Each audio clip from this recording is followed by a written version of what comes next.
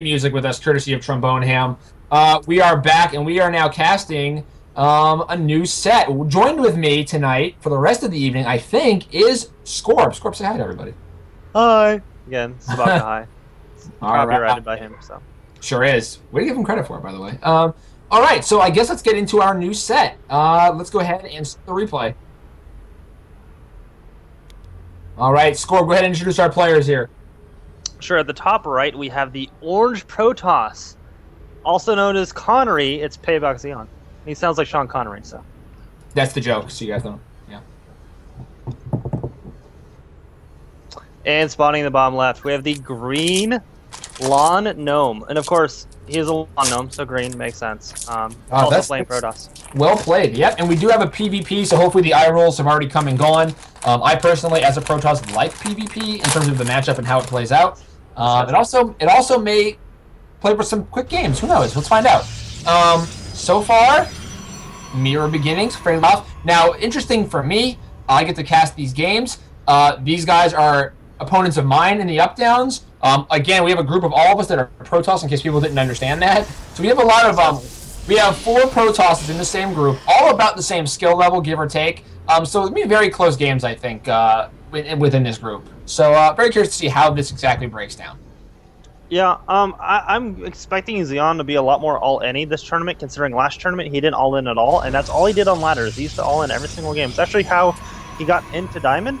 There's nothing necessarily wrong with that. It's just, it's a certain style, and when you betray the style that you've been practicing in, you typically don't play as well. So he had disappointing results in his first PSL. This one, I'm expecting much better things from him. Now, and these guys right now looking like pretty standard openings from both of them. No proxies, no cheese, nothing looking out of the ordinary right now from either player. Yeah, pretty much mirroring each other exactly the same. So. Yeah, these two sent their scouts at the same time. I mean, right now it's looking like I mean, it could be they could try to forget each other. I'm curious to see what happens. I think right now we're going to see how long each scout stays in the other base. They put them on patrol and let them just wait to see when the chronos get spent and what they're spent on, that kind of thing. Right now, Zeon's already starting to soak up his chrono. I think that's already kind of fishy with that much chrono saved up. I know if I'm... and meanwhile, none of them has used much more of his chrono, so automatically that looks a little funny if you're scouting Zeon and Zeon's main has that much chrono still sucked in. Yeah, he's got 2 extra chronos, and again, Lawn Gnome is again chronoing out probes, and in the meantime, Zeon's almost got full chrono on his Nexus, so yep. Definitely could see some aggression here. Yeah, it's looking to me like that's probably the plan.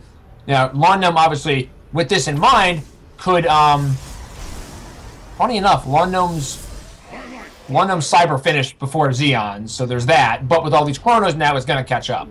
It's already in the gap. Immediately chronos it as soon as it gets out. So. Now, Lawn Gnome's got a chrono available. He could chrono his Cyber and try to keep pace a little bit for a while. Lawn Gnome dropping his second gas. Zeon's still on 1 gas. And again, just chronoing out that warp gate as hard as he can. So this could easily be a 4-gate. And there's a second gate, third gate. Four?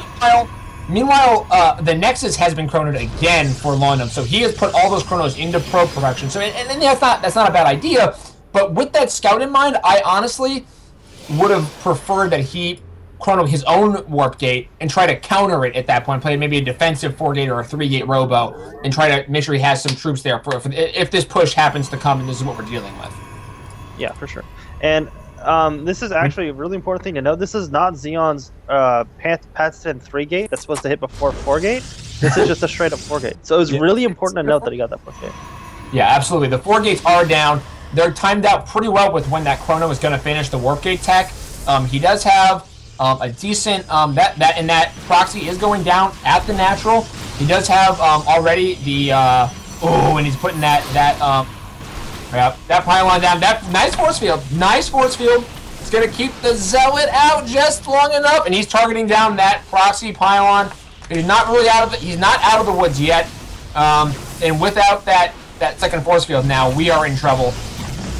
Oh, he's gonna finish his warp in. It's a race. And the warp gate's back. Oh, that warp in finishes. This is bad news right now for Lawn Gnome. Yeah, for sure. There's a lot of units out in the field already. This Turbo's not going to be able to do anything in this GG. There's the quick GG from Lawn Gnome. That's good work from Zeon for me in terms of what he did there. Guys, we're gonna take a very quick break right now, load up game 2 for us right now, and head into game 2 of our PvP set right here. So don't go very far.